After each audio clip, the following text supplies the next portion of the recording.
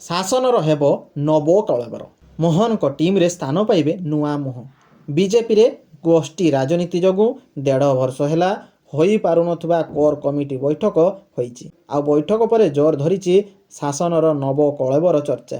କୁହାଯାଉଛି ବିଧାନସଭା ପରେ ସମ୍ପ୍ରସାରଣ ହେବ ମନ୍ତ୍ରିମଣ୍ଡଳ, ନେତାଙ୍କୁ ମିଳିବ ନିଗମ ବୋର୍ଡ। ଆଗକୁ ସାଂଗଠନିକ ସ୍ତରରେ ମଧ୍ୟ ଅଦଳ ବଦଳ ହେବ ବୋଲି ଆଲୋଚନା ହେଉଛି। ବିଜେପିରେ ଗୁରୁତ୍ୱପୂର୍ଣ୍ଣ କୋର୍ କମିଟି ବୈଠକ ଓ ବୈଠକର ହୋଇଥିବା ନିଷ୍ପତ୍ତିକୁ ନେଇ ଜୋର ଧରିଛି ଚର୍ଚ୍ଚା। ଦୀର୍ଘ 2 ବର୍ଷ ପରେ ପ୍ରଥମ ଥର ପାଇଁ ଭୁବନେଶ୍ୱର ସ୍ଥିତ ବିଜେପି କାର୍ଯ୍ୟାଳୟରେ ବସିଥିବା ବୈଠକରେ ମୁଖ୍ୟମନ୍ତ୍ରୀ, ସଭାପତି, ପ୍ରଭାରୀ, ସହପ୍ରଭାରୀ, କେନ୍ଦ୍ରମନ୍ତ୍ରୀ ସାମିଲ ହୋଇଥିଲେ। ବୈଠକରେ ଆଗାମୀ ରଣନୀତି ପ୍ରସ୍ତୁତ ହୋଇଛି। କୁହାଯାଉଛି ବିଧାନସଭା ବଜେଟ୍ ଅଧିବେଶନ ପରେ ବଦଳିଯିବ ମୋହନ ସରକାରର ରୂପରେଖ। ଏକାଧିକ ବିଭାଗର ଦାୟିତ୍ୱ ତୁଲାଉଥିବା ମନ୍ତ୍ରୀଙ୍କ କାର୍ଯ୍ୟବୋଝ ହାଲୁକା ପାଇଁ ସମ୍ପ୍ରସାରଣ ହୋଇପାରେ ମନ୍ତ୍ରିମଣ୍ଡଳ। ଭଲ ପ୍ରଦର୍ଶନ କରୁନଥିବା ମନ୍ତ୍ରୀଙ୍କ ଠାରୁ ବିଭାଗକୁ କାଢ଼ି ନେଇ ଅନ୍ୟଙ୍କୁ ଦେଇପାରନ୍ତି ମୋହନ। କୋର୍ କମିଟି ବୈଠକରେ ମୁଖ୍ୟମନ୍ତ୍ରୀଙ୍କ ସହ ଆଲୋଚନା କରି ମନ୍ତ୍ରିମଣ୍ଡଳ ସମ୍ପ୍ରସାରଣ ପାଇଁ ତାଲିକା ପ୍ରସ୍ତୁତି ହୋଇଥିବା ଚର୍ଚ୍ଚା ହେଉଛି।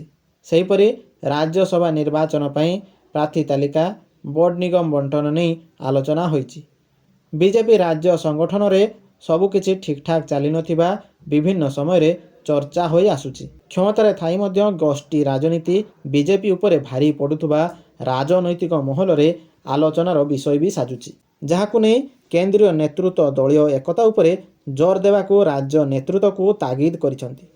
ପୂର୍ବରୁ ବୋର୍ଡ ନିଗମ ନାଁରେ ରାଜ୍ୟ ବିଜେପି ଚୂଡ଼ାନ୍ତ କଲେ ମଧ୍ୟ ଅନ୍ତକନ୍ଦଳ ଯୋଗୁଁ ବରିଷ୍ଠ ନେତାଙ୍କ କେଁ ରହୁଥିଲା।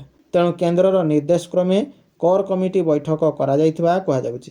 ଆଗକୁ ପଞ୍ଚାୟତ ଓ ପୌର ନିର୍ବାଚନ ଥିବାରୁ ଅସନ୍ତୁଷ୍ଟ ନେତାଙ୍କୁ ସନ୍ତୁଷ୍ଟ କରିବା ଦଳ ପାଇଁ ବଡ଼ ଆହ୍ୱାନ ସୃଷ୍ଟି କରୁଛି। ଧନ୍ୟବାଦ।